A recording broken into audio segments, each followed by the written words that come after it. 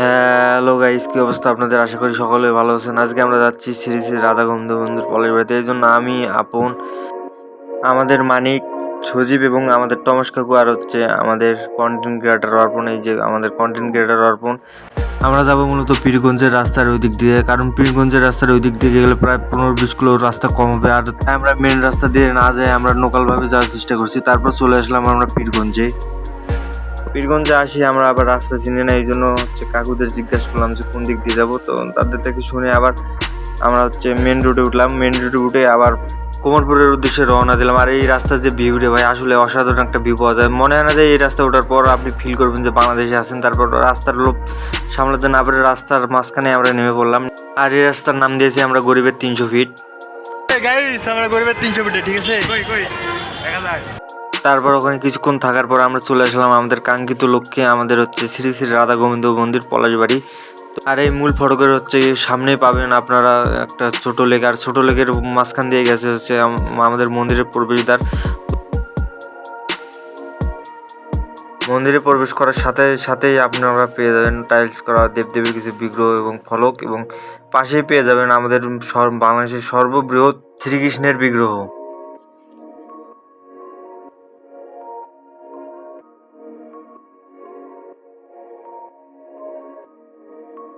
এবং শ্রীকৃষ্ণ বিগ্রহের পরে পেয়ে যাবেন আপনারা হচ্ছে আমাদের মা কালীর মন্দির।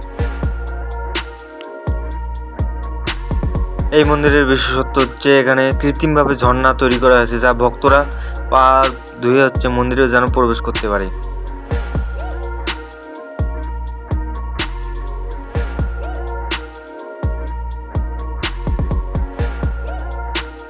এবং এই মা কালীর বিগ্রহের উচ্চতা প্রায় 12 ফিটের মতো।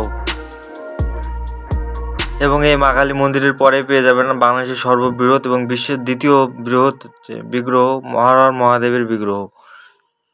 এই বিগ্রহের উচ্চতা প্রায় 30 ফিটের মতো। আর এই বাবাকে দেখে আমরা থাকতে পারলাম না, তাই সবাই মিলে একটা শক্ত করে প্রণাম নিলাম, কারণ আমরা সবাই বাবার ভক্ত। তারপর ওই বিগ্রহ থেকে কিছু দূর সামনে গেলে আপনারা দেখতে পাবেন একটি মঞ্চ, যেখানে ভক্তরা আনন্দ বিনোদন করে থাকে এবং বিভিন্ন অনুষ্ঠানের আয়োজন করা হয়।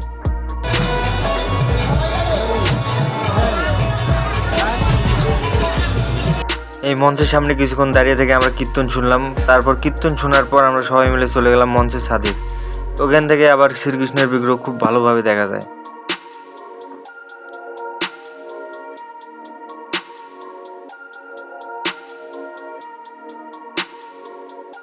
তারপর নিচে চলে আসলাম, ওখানে আবার 11টি মন্দির এবং 11টি বিভিন্ন দেবদেবীর বিগ্রহ হচ্ছে স্থাপন করা হয়েছে।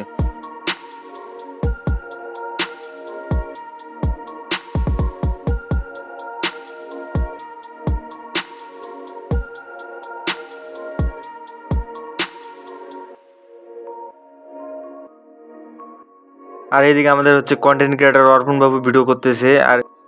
আর মঞ্চের সামনে দেখতে পাবেন একটা সুন্দর কপি হাউস, এটা কাপলদের জন্য, এটা আমাদের জন্য না। এই জন্য আমাদের অভিমানী সজীব একা একা ফোন নিয়ে এসে একা একা ভিডিও করতেছে।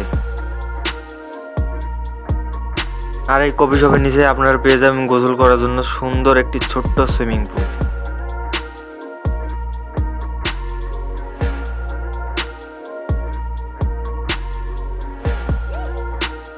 এরপর আরেকটু ভিতরে গেলে আপনারা পেয়ে যাবেন পবনপুত্র ও হনুমানের বিগ্রহ। তারপর সবাই মিলে ঘুরতে ঘুরতে চলে আসলাম আমরা প্রায় মন্দিরের শেষের দিকে। এখানে আসি আবার একটু চিলমিল করলাম, ছবি টবি তুললাম। ছবি টবি তোলার পর এদিক দেখতেছি আরও মন্দির নির্মাণ হচ্ছে, এগুলার কাজ এখনো হয়নি, শেষ হয়নি। তারপর চলে আসলাম এখানে হচ্ছে একবারে শেষের দিকে, এখানে আবার টসমেটিকের দোকান পাওয়া যায়, আবার খাওয়া খাদ্যর দোকান পাওয়া যায়। তারপর সবাই মিলে একটু চিলমিল করলাম, চিলমিল করে এখন হচ্ছে সবাই বাসায় যাবো। আর এই দিয়ে আমার হচ্ছে ক্যামেরাম্যান টমাস। এতক্ষণ সাথে থাকার জন্য ধন্যবাদ। সবাই ভালো থাকবেন, সুস্থ থাকবেন, আবার দেখা হবে কোনো একদিন।